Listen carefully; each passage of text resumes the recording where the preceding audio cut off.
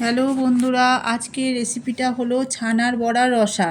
একদম নিরামিষি। এর জন্য আমি কিছুটা পরিমাণ চন্দ্রমুখী আলু নিয়েছি, আর কিছুটা ছানার বড়া 500 মতন, আর একটু আদা, একটু জিরে, একটু ধনে, কটা গরম মশলা আর কিছুটা লঙ্কা নিয়েছি। এবার কড়াইতে তেল দিয়ে দিলাম। তেল গরম হলে আমি আলুগুলোকে ছেড়ে দেবো, দিয়ে একটু নেড়ে চেড়ে ভেজে নেব।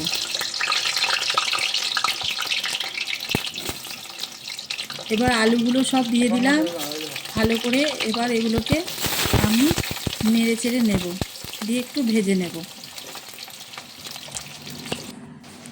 এবার ততক্ষণে আলুগুলো এদিকে ভাজা হতে থাক, আমি ততক্ষণে পেস্ট করে নিই।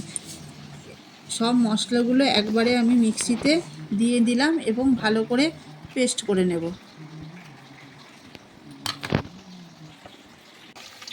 এবার দেখুন আলুগুলো এদিকে ভাজা হয়ে গেছে। এর মধ্যেই আমি একটু জিরে তেজপাতা ফোড়ন দিয়ে দিলাম। একটু তেলটা একটু বেশি পড়ে গেছে, সেজন্য আমি একবারেই ফোড়নটা দিয়ে দিলাম।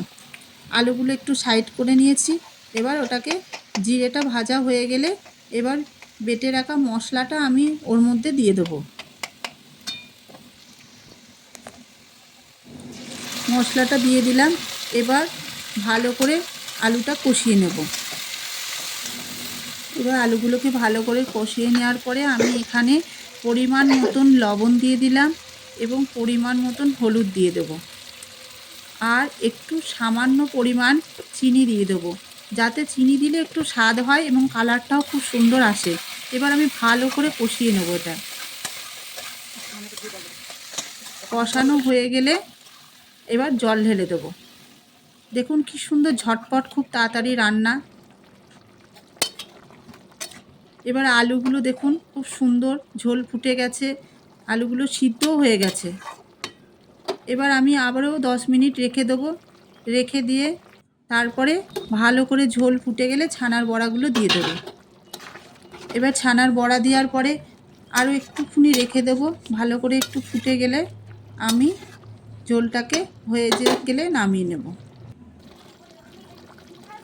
ঝোল দেখেন ফুটে গেছে এবার, আর ছানার গুঁড়োগুলো দেখো কি সুন্দর ফুলে গেছে, রসগুলো সব ভিতরে ঢুকে গেছে। এবার আমি নামিয়ে নেব। দেখুন বন্ধুরা কত সুন্দর লাগছে দেখতে, এবং খেতেও খুব সুন্দর একটা নিরামিষ সুস্বাদু তরকারি।